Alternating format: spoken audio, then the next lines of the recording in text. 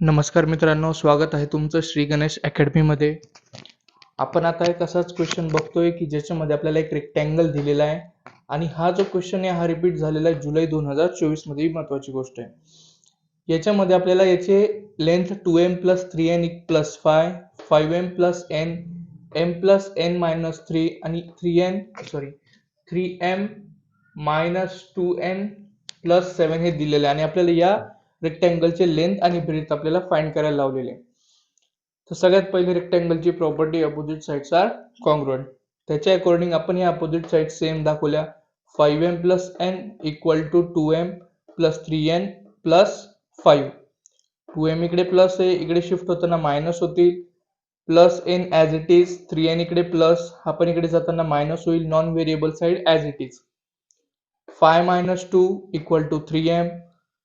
3 मधून इथे 1 कन्सिडर करू आपण, 3 - 1 2n आणि 5 जसंच्या तसं. हे आलं आपलं first linear equation. After that जे ब्रेड ते m + n - 3 3m - 2n + 7 हे लिहून घेतले आपण. हे ॲज इट इज, m इकडे प्लस आहे, इकडे त्यांना minus, 2n as it is, n इकडे पुन्हा प्लस, इकडे त्यांना मायनस, 3 ॲज इट इज ठेवला, 7 इकडे प्लस, इकडे शिफ्ट होताना मायनस.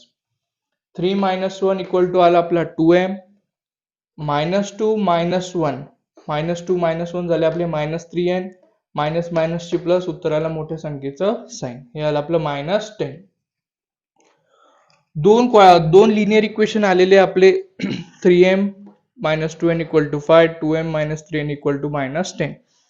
आता यांना सॉल्व्ह करून आपल्याला सगळ्यात पहिले m आणि n ची व्हॅल्यू फाइंड करायची आहे. तर त्याच्यासाठी बघा, दोघं